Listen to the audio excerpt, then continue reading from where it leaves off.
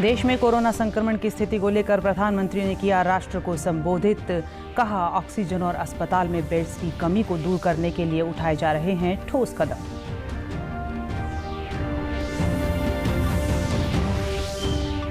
Corona के बढ़ते मामलों के मद्देनजर प्रदेश के स्कूलों में 22 अप्रैल से 31 मई तक ग्रीष्मावकाश घोषित। आगामी परिस्थितियों पर निर्भर होगा 12वीं की परीक्षाओं का फैसला।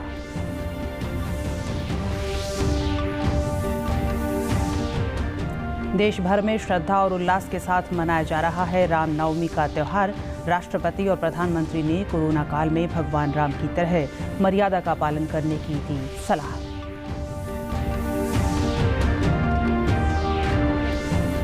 और गेहूं खरीद के 72 घंटे के अंदर सीधा बैंक खाते में भुगतान आने से फतेहाबाद के किसान खुश। कहा, सरकार का यह निर्णय सराहनीय। नमस्कार, मैं रूपम अहलावत। अब समाचार विस्तार से। देश में बढ़ते कोरोना संक्रमण को लेकर प्रधानमंत्री नरेंद्र मोदी ने कल देश को संबोधित किया। प्रधानमंत्री ने कहा कि देश आज कोरोना के खिलाफ कठिन लड़ाई लड़ रहा है, लेकिन बीते कुछ दिनों में जो फैसले लिए गए हैं उससे संक्रमण की स्थिति में सुधार होगा। उन्होंने कहा कि टीकाकरण को लेकर सरकार ने एक और अहम फैसला लिया है, जिसके तहत 1 मई के बाद 18 वर्ष से अधिक आयु के किसी भी व्यक्ति को वैक्सीनेट किया जा सकेगा। अब भारत में जो वैक्सीन बनेगी उसका आधा हिस्सा सीधे राज्यों और अस्पतालों को भी मिलेगा। इस लड़ाई में हमें हौसला मिलता है कि हमारे health care workers, frontline corona warriors और सीनियर सिटीजन्स के एक बड़े हिस्से को वैक्सीन का लाभ मिल चुका है। साथियों, कल ही वैक्सीन को लेकर हुए एक और अहम फैसला भी हमने किया है। 1 मई के बाद से 18 वर्ष के ऊपर के किसी भी व्यक्ति को वैक्सीनेट किया जा सकेगा।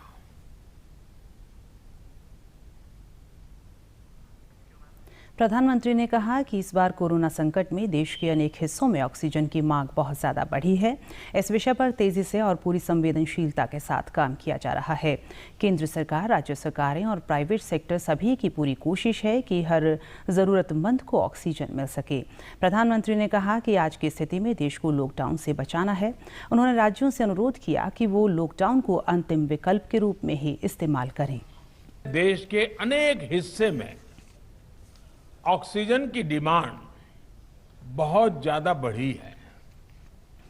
इस विषय पर तेजी से और पूरी संवेदनशीलता के साथ काम किया जा रहा है। केंद्र सरकार, राज्य सरकारें, प्राइवेट सेक्टर सभी की पूरी कोशिश है कि हर जरूरतमंद को ऑक्सीजन मिले। आज की स्थिति में हमें देश को लॉकडाउन से बचाना है। मैं राज्यों से भी अनुरोध करूंगा कि वो लॉकडाउन को अंतिम विकल्प के रूप में ही इस्तेमाल करें।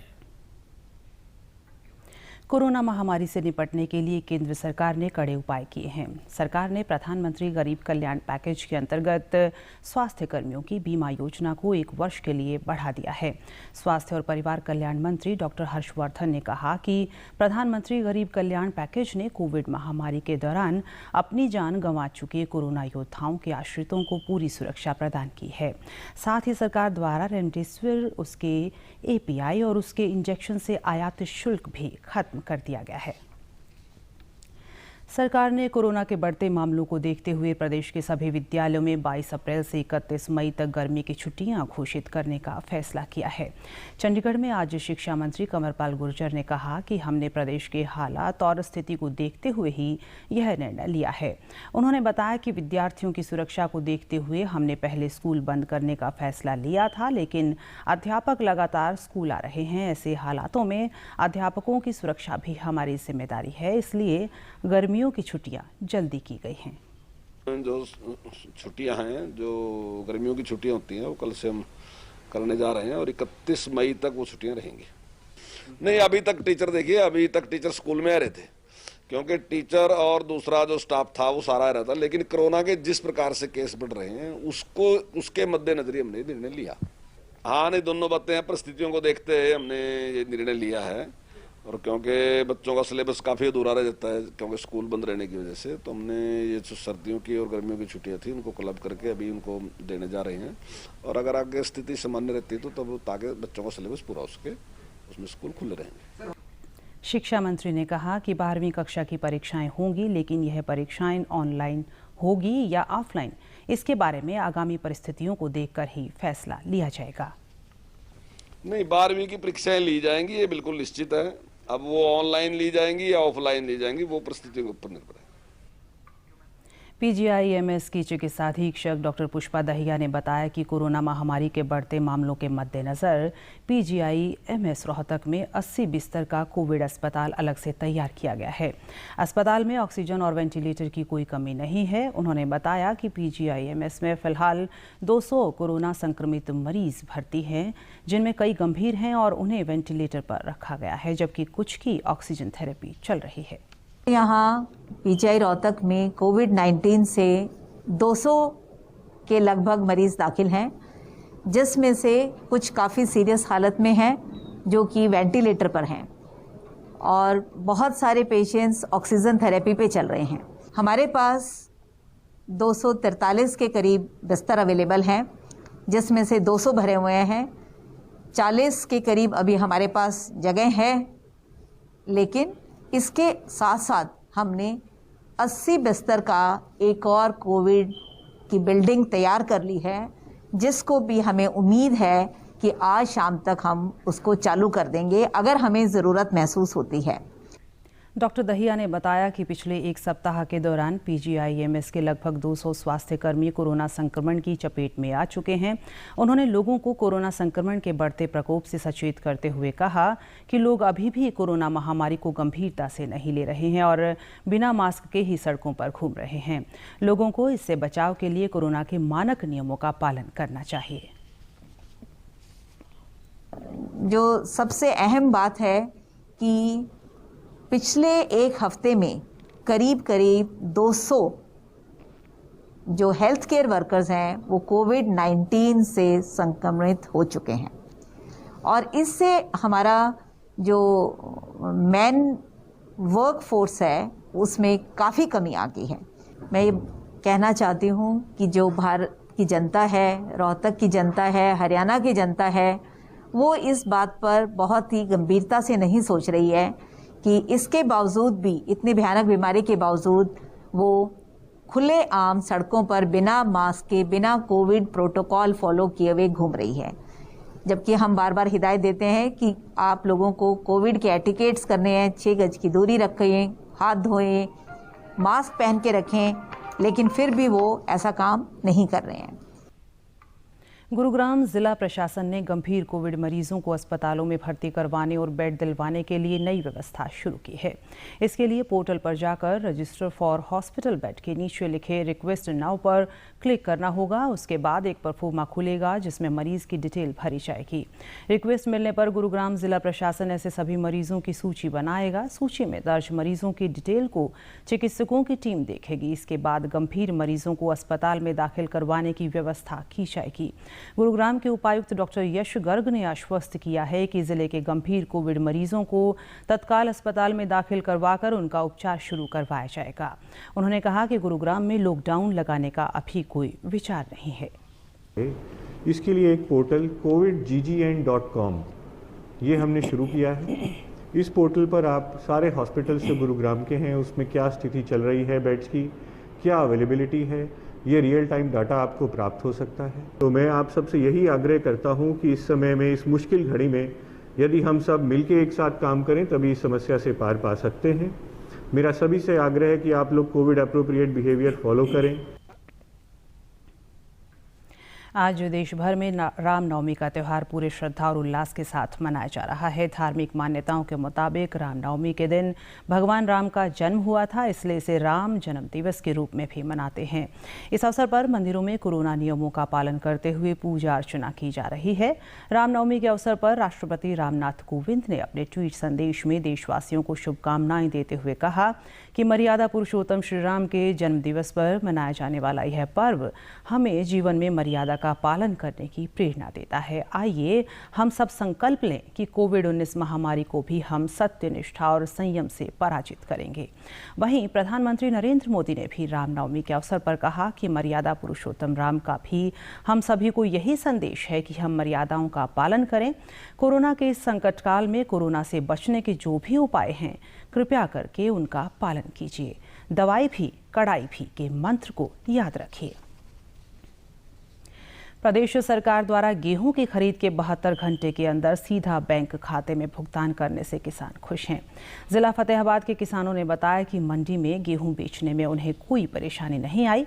वहीं गेहूं की बिक्री के 72 घंटे के बाद उनके बैंक खाते में उनकी राशि आ जाने से उन्हें काफ़ी खुशी है।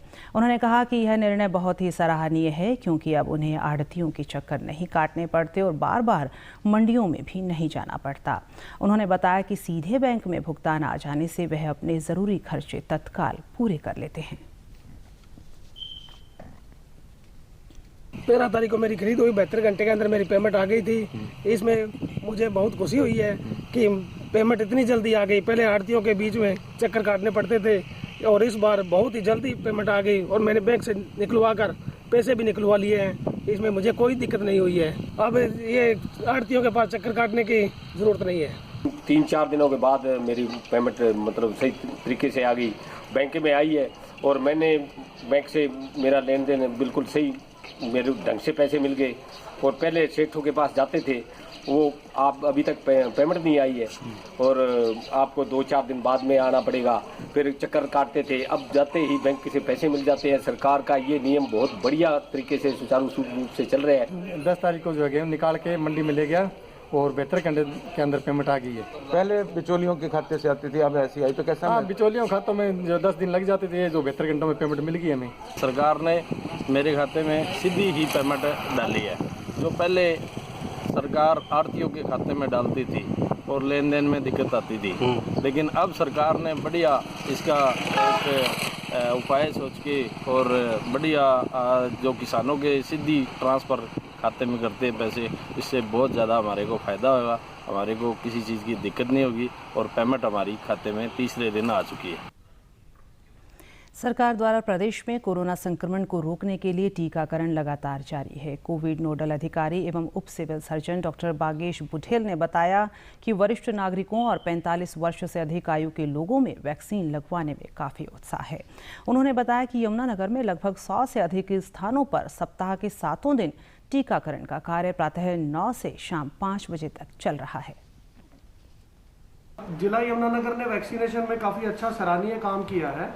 अब तक हम 1,40,959 लोगों को वैक्सीनेट कर चुके हैं, जिसमें कि अगर हम बात करें कैटेगरी वाइज तो हेल्थ केयर वर्कर की जो कैटेगरी है उसमें 13,198 लोगों को अब तक हम वैक्सीन दे चुके हैं। अगर फ्रंट लाइन की बात करें तो उसमें 4,959 लोग अब तक इसका लाभ उठा चुके हैं। 60 साल से जो ऊपर हमारा जो वर्ग है जो लोगों का, उसमें हम 78,131 लोगों को इस सुविधा का लाभ दे चुके हैं।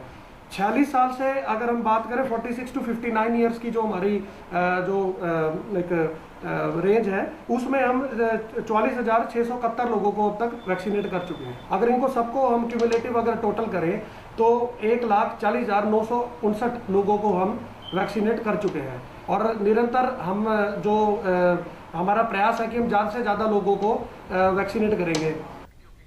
टीकाकरण करवाने आए लोगों ने कहा कि आमजन को कोविड-19 से बचाव के लिए मास्क और सोशल डिस्टेंसिंग की पालना करनी चाहिए और सभी को कोरोना टीकाकरण अवश्य करवाना चाहिए।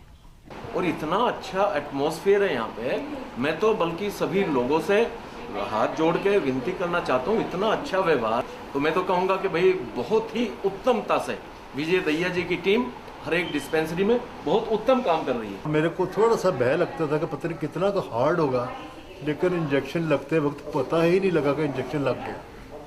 सो ये मैं तो कहूँगा कि हमारी भारत सरकार की ये एक बहुत बड़ी उपलब्धि है जो वो लोगों को सेवाएं दे रहे हैं ये कोविड की इंजेक्शन लगाकर। मुझे बहुत अच्छा लग रहा है कि हमारे देश में ये बहुत अच्छा वो चल रहा है प्रोग्राम प्रधानमंत्री नरेंद्र मोदी जी की तरफ से।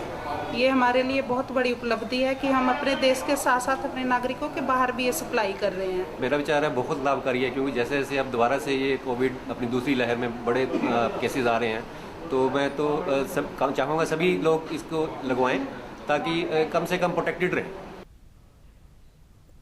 और अंत में इस बुलेटिन के मुख्य समाचार एक बार फिर। देश में कोरोना संक्रमण की स्थिति को लेकर प्रधानमंत्री ने किया राष्ट्र को संबोधित। कहा, ऑक्सीजन और अस्पताल में बेड्स की कमी को दूर करने के लिए उठाए जा रहे हैं ठोस कदम।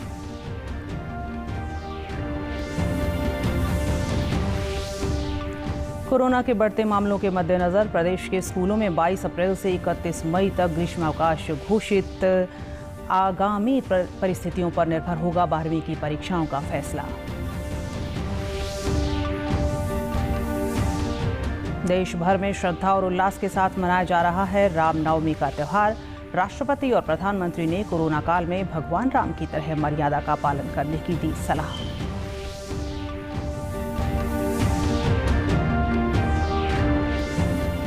और गेहूं खरीद के 72 घंटे के अंदर सीधा बैंक खाते में भुगतान आने से फतेहाबाद के किसान खुश। कहा, सरकार का यह निर्णय सराहनीय।